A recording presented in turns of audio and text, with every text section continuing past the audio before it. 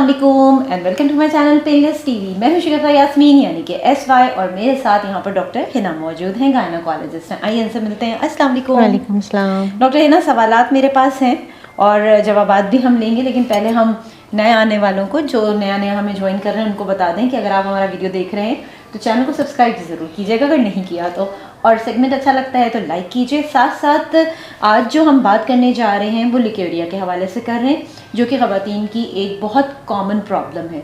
इसी से रिलेटेड जितने भी सवालात मेरे पास आए हैं वो मैं प्रोग्राम में शामिल करूँगी। चलिए जी, हम प्रोग्राम को आगे बढ़ाते हैं और बात करते हैं।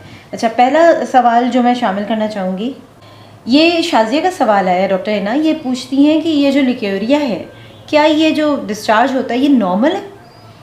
हाँ, डिस्चार्ज जो होता है, इसको लिकोरिया जिसको आम लैंग्वेज में कहते हैं, इसको हम वजाइनल डिस्चार्ज कहते हैं, जो कि हमारे वजाइना में कुछ ग्लैंड्स होते हैं जिसके कुछ ऐसे रीज़न्स होते हैं जिनकी वजह से वो डिस्चार्ज आ रहा होता है, जिसमें हार्मोन्स भी इनको इन्फ्लुएंस कर रहे होते हैं और कुछ ऐसी स्टिमुलेशंस होती हैं जिसकी वजह से वजाइनल डिस्चार्ज होता है। अब नॉर्मल भी हो सकता है जिसको हम फिजियोलॉजिकल डिस्चार्ज कहते हैं, और एबनॉर्मल भी हो सकता है। अब ये डिपेंड करता है वो किस किस्म का डिस्चार्ज है उनका, ये उन्होंने नहीं बताया हमें कि अगर बिल्कुल क्लियर है और तो मोस्ट लाइकली इट्स नॉर्मल। थोड़ा वाइटिश होता है, कभी कभार वाइट फ्लेक्स होते हैं उसके अंदर, वरना ट्रांसपेरेंट होता है। और जब पीरियड्स होने वाले होते हैं डिफरेंट टाइम्स ऑफ साइकिल्स में, डिस्चार्ज जो है उसका कलर और उसकी स्टिकीनेस थोड़ी सी चेंज हो रही होती है, अमाउंट चेंज हो रहा होता है। तो हमें इन्होंने डिटेल नहीं बताई कि किस तरह का डिस्चार्ज है, और मोस्ट लाइकली वो उन्होंने और कोई उसकी कैरेक्टरिस्टिक्स नहीं बताए डिस्चार्ज के, तो मोस्ट लाइकली उनको क्लियर डिस्चार्ज होगा। अब उनकी पीरियड्स कब हुए थे, पीरियड्स के किस हिस्से में हैं, आई मीन साइकिल के वो किस हिस्से में हैं, तो हम ज़्यादा इसमें कमेंट नहीं कर सकते इसके ऊपर।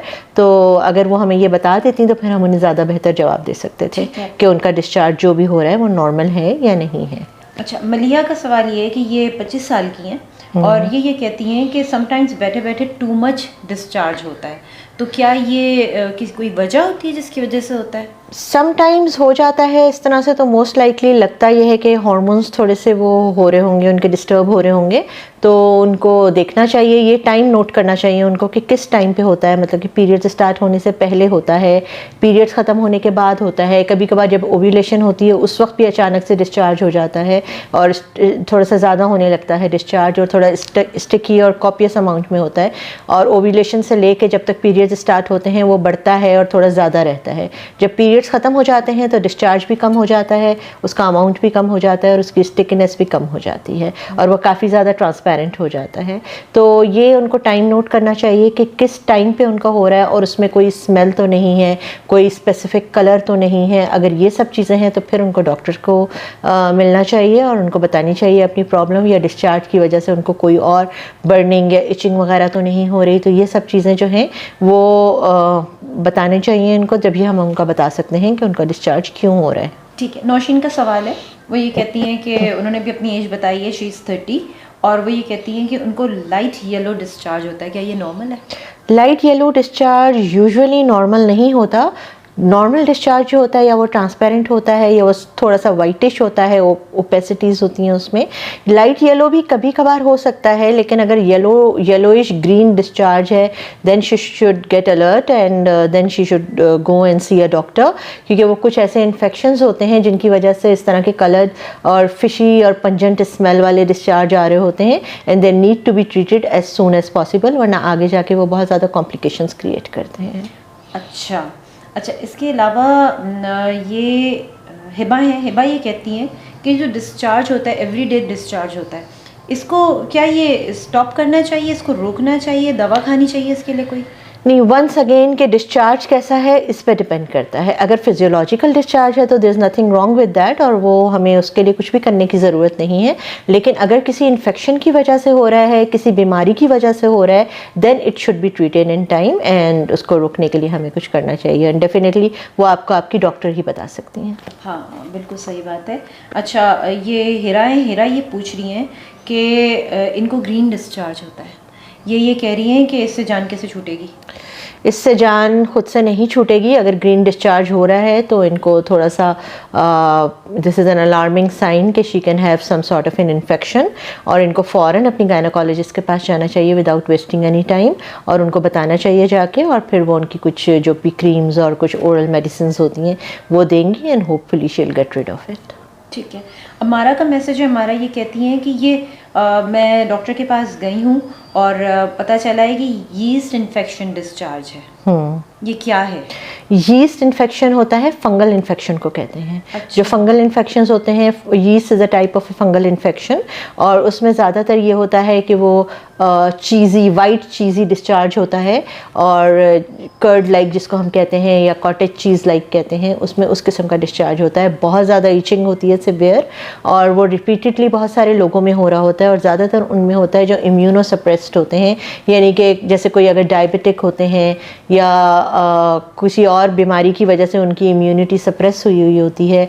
प्रेगनेंसी में बहुत ज़्यादा कॉमनली देखा जाता है, तो इसके लिए बिल्कुल इनको डॉक्टर के पास जाना चाहिए। और गई हैं ये डॉक्टर के पास, बहुत अच्छा किया, और उन्होंने जो भी मेडिकेशंस दी होंगी, कुछ ऐसी क्रीम्स वगैरह होती हैं, पेसरीज होती हैं जो वजाइनल इंसर्शन के लिए दी जाती हैं, एंटी फंगल मेडिसिन होती हैं, कभी ओरल खाने के लिए भी दी जाती हैं अगर ज़रूरत होती है, तो उससे मिलकर इनकी ट्रीटमेंट हो सकती है बहुत आराम से।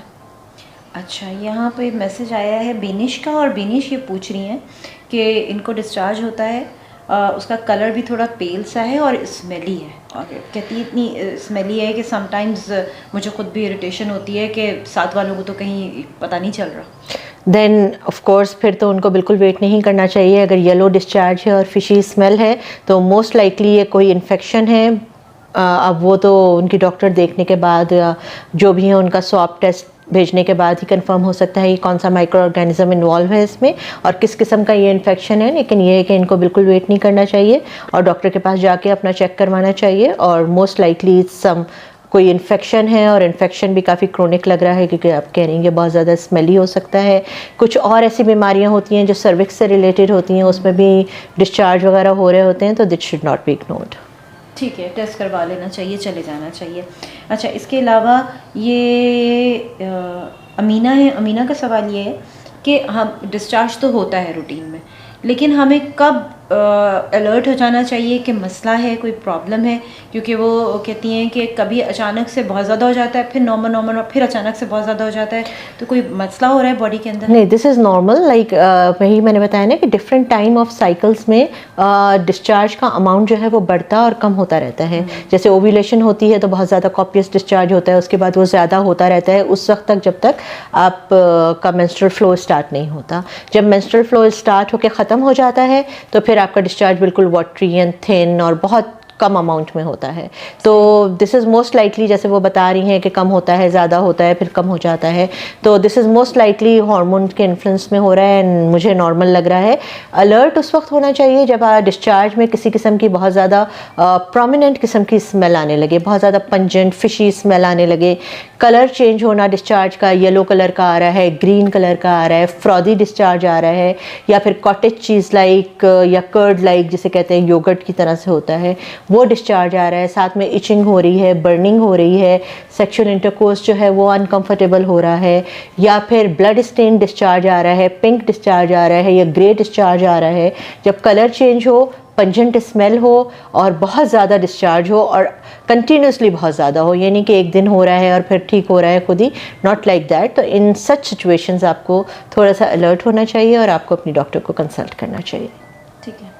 और अब मेरा आखिरी सवाल ये है कि अगर कोई इसको ट्रीट नहीं कराता, इग्नोर करता रहता है, कॉम्प्लिकेशंस क्या हो सकती हैं?